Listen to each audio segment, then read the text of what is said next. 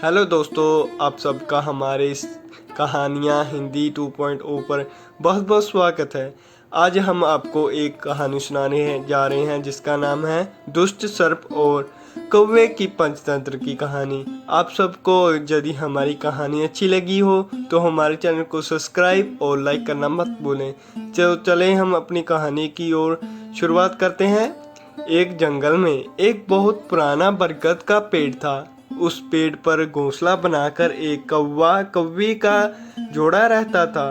उसी पेड़ के खोखले तने में कहीं से आकर एक दुष्ट सर्प रहने लगा।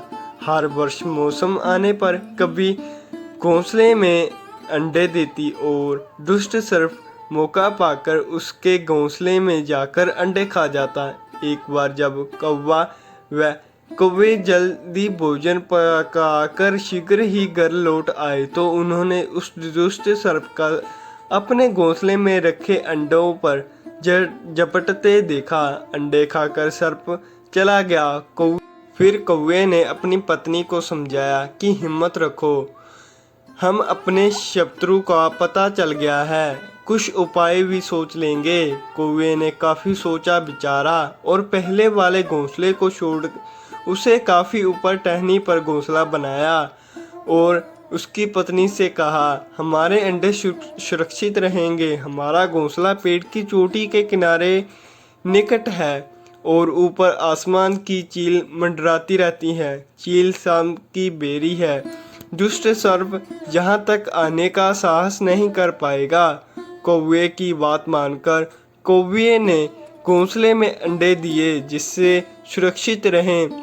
उसमें से बच्चे भी निकल आए। उधर सर्प उनका घोंसला खाली देखकर यह समझ गया कि उसके डर से कौवा व कौवे की पत्नी वहां से चले गए हैं। यह दुष्ट सर्प टोल लेता रहा। उन्होंने देखा कि कौवा व कौवे उसी पेड़ के उड़ते हैं और लौटते भी वही हैं। उसे यह समझते देने लगी कि उन्होंने नया घोंसला बनाया उसी पेड़ पर ऊपर बना रखा है। एक दिन सर्प खोज से निकला और कौवे का नया घोंसला खोज लिया। घोंसले में कौवा दंती के 3 नवजात शिशु थे। दुष्ट सर्प उन्हें एक एक कर गपागप निकल गया और अपने खोए में लौटकर डकारे लेने लगा। कौवा व कौवे की पत्नी लौटे तो घोंसले खाली पाकर शरण रह गए। कौवे ने समझ गया कि वह सर्प ही है जो उनके नन्हे बच्चों को खा गया है। कौवे की छाती तो दुख से फटने लगी। कौवे विखल उठी, तो क्या हर वर्ष मेरे बच्चे सांप का भोजन बनते रहेंगे?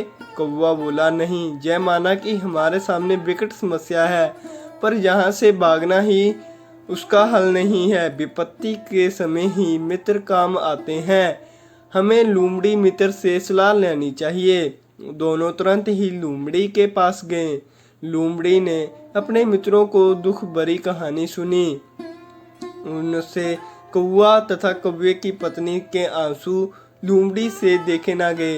लोमड़ी ने काफी सोचने के बाद कहा, मित्रों, तुम्हें वह पेड़ छोड़कर जाने की कोई जरूरत नहीं है। मेरे दिमाग में एक तरकीब है जिससे उस दुष्ट सर्प से छुटकारा पाया जा सकता है। लोमड़ी ने अपने चतुर दिमाग में आई तरकीब बताई। लोमड़ी की तरकीब सुनकर कौवा व कौवे की पत्नी बहुत खुशी से उछल पड़े। उन्होंने लोमड़ी को धन्यवाद किया और अपने घर लौट आए। अगले ही दिन यह योजना अमल में लानी थी। उसी वन में बहुत बड़ा सरोवर था। उससे कमल और नागरिस के फूल खिल रहे थे। हर मंगलवार को उस प्रदेश की राजकुमारी अपनी सहेलियों के साथ वहां जल क्रीड़ा करने आती थी। उनके साथ अंगरक्षक तथा सैनिक भी आते थे। इस बार राजकुमारी आई और सरोवर में स्नान करने जल में उतरी तो योजना के अनुसार कौवा उड़ता हुआ वहां आया। उसने सरोवर तट पर राजकुमारी तथा उसकी सहेलियों द्वारा उतार कर रखे गए कपड़ों व आभूषणों पर नजर डाली। कपड़ों के ऊपर राजकुमारी का प्रिय हीरों व मोतियों वाला विलक्षण हार रखा था। कौवे की पत्नी ने राजकुमारी तथा सहेलियों का ध्यान अपनी ओर आकर्षित करने के लिए काँव काँव का शोर मचाया।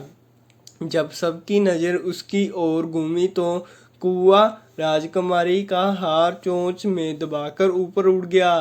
सभी सहेलियां चीख हुई, देखो देखो, वह राजकुमारी का हार उठाकर ले जा रहा है। सैनिकों ने ऊपर देखा तो सचमुच एक कौवा हार लेकर धीरे धीरे उड़ता जा रहा था। सैनिक उसी दिशा में दौड़ने लगे। कौवा सैनिकों को अपने पीछे लगाकर धीरे धीरे उड़ता हुआ उसी पेड़ की ओर ले आया। जब सैनिक कुछ ही दूर रह गए तो कौवे ने राजकुमारी का हार इस प्रकार गिराया कि वह सर्प वाले खो के भीतर जा गिरा। सैनिक दौड़कर वहां खो के पास पहुंचे। उनके सरदार ने खो के भीतर झांका, उनसे वहां हार और उसके पास में ही एक काले सर्प को कुंडली मारा देखा। वह चिल्लाया, पीछे हटो, अंदर एक नाग है। सरदार ने खो के भीतर भाला मारा। सर्प घायल हुआ और पुकारता हुआ बाहर निकला। जिससे वह बाहर आया, सैनिकों ने भालों के साथ उसके टुकड़े टुकड़े कर डाले। सीख, सूझबूझ का उपयोग कर हम बड़ी से बड़ी ताकत और दुश्मन को हिरा सकते हैं। बुद्धि का प्रयोग करके हर संकट का हल निकाला जा सकता है। तो भाइयों, ये थी आज की हमारी कहानी। आप सबको हमारी ये कहानी अच्छी लगी हो तो हमारे चैनल को सब्सक्राइब करना मत भूलें। धन्यवाद।